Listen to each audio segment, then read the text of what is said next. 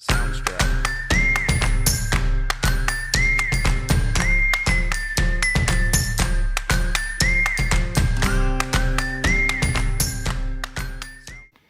Welcome back to the channel. Today we're going to be going over something new. It's going to be fun. Fishing rods. So all about fishing.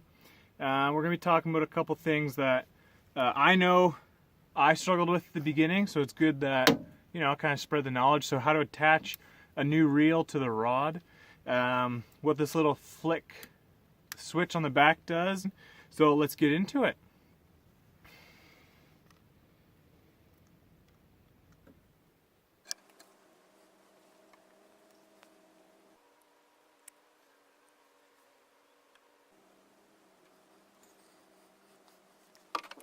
Okay, so here we go. We got a rod, and we've got our new reel that we want to put on. Most models come like this. I'm using just a bait lure caster rod and just a simple reel. This is only one bearing. It's pretty cheap. I got it from Walmart for 15 bucks or so. Just my old one was kind of getting crappy. Wasn't releasing well, so I just picked up a new one. So most models come like this. You have a flat top that attaches right to the rod. And what we're going to want to do is on the rod already, there's this little shape here.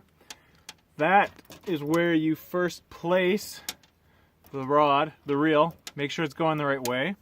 And you just kind of put it right in like that. Okay, you want to make it snug. And then I hold it with the rest of my fingers. Now on the back, there are these two spinny washer chunks. Then you have your loose bit here. So it's the exact same as this front bit. It has a little bit of a shape, and you just want to put that shape right over top of the rest of the spool. Hold it there with another finger, and then you start turning these clockwise all the way up. This takes a bit. All the way. Once it gets in contact, you make sure it's really tight. And then check it, wiggle it, so the reel feels pretty good in there. And that's it, that's all it is. The rest of it is just putting the line through the eye holes. That's pretty straightforward, so now we'll go on to the next. Okay, so how does drag work on a reel? So what drag is, on my rod it's on the back. You can hear it. On most rods it's actually on the front of the spool here. So drag is what it's called, is when a fish is going away from you and it pulls out more line. So you can hear it. So that's drag. If you tighten it, it gets harder, so no drag is coming, or you can make it quite loose. Tons of it's coming out, okay? So the point of this is to keep tension on the line. So when a fish is on the hook and is coming towards you, and you're reeling and reeling and reeling, you have a lot of positive tension because you're bringing it in towards you.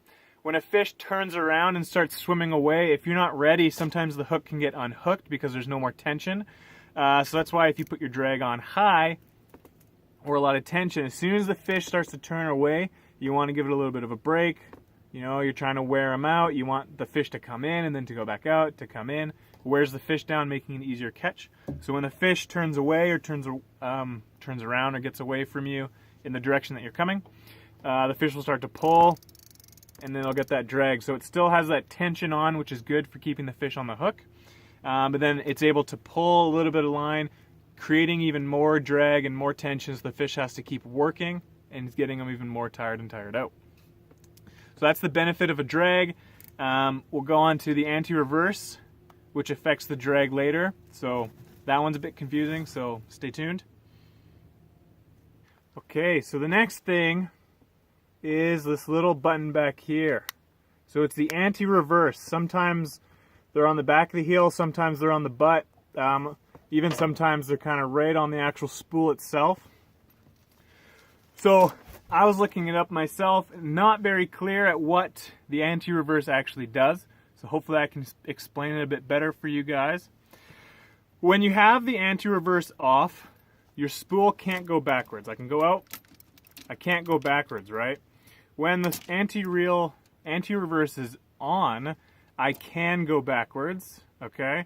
If you do it too much for the heck of it, your line will get really nasty on your spool, so I recommend not playing with it. Okay, so what are the benefits? So when the reel can't come backwards, when you have a fish on the line, they start to pull. And that's when you get drag, right? So when your fish is pulling back, you can hear that.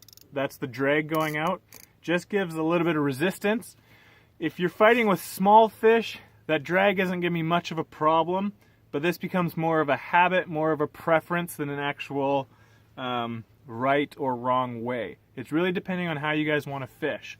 So that's what you can do, or that's what happens when the anti-reverse is on. When the fish pulls, it pulls out drag naturally. When you flip the anti-reverse off, that means you can pull it back, right? You can go backwards and forwards now. So when the fish is on the hook, a lot of times it'll pull, then it'll pull lighter, pull harder, depending on the weight of the fish and the strength of the fish. So sometimes when you're pulling it in, you're going to have to stop mid-thing, pull out the drag if the fish is really strong, so you have to untighten it. And then if you're with a smaller fish, you want to tighten your drag out away. Sometimes a lot of fishermen actually really hate that. It can get in the way. It takes time, especially if a fish is on the hook. So what the anti-reverse does when it's turned off, what you do is when there's a fish on the line, instead of it pulling out the drag naturally, you cast backwards, and that releases the line at the rate that you want. So if you have a fish that's pulling really hard at first, you can roll it back quite quickly. As it gets more tired and as the catch goes on, then you're able to turn back slower at the pace that you want. So it's all about control management for the drag. With the anti-reverse on, you can't go backwards. The fish will pull its own drag, which is good. That's pretty standard. That's the way I like to do it. Less thinking, just easier for casual fishing like I do. When the anti-reverse is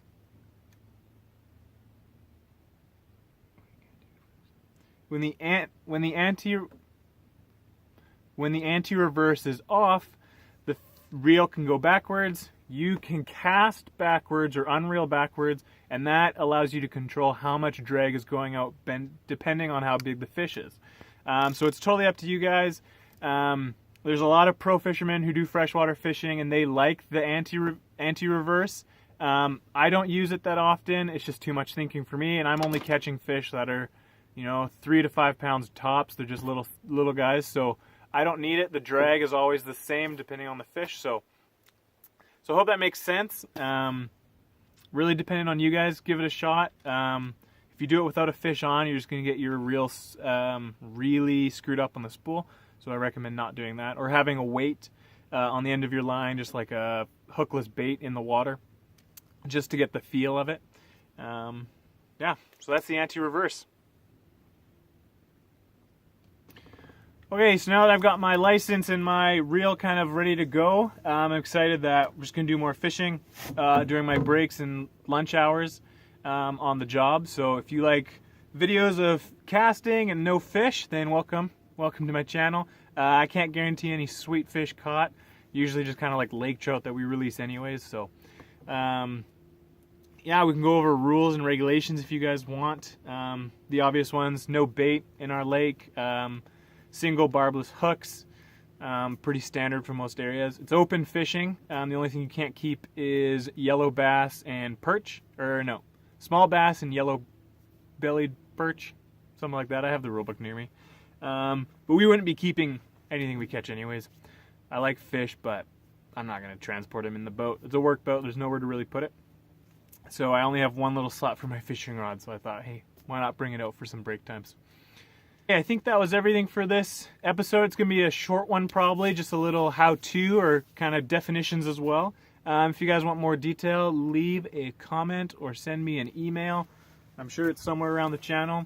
Yeah, hope that was helpful. If you have questions, feel free to ask, and see you next time.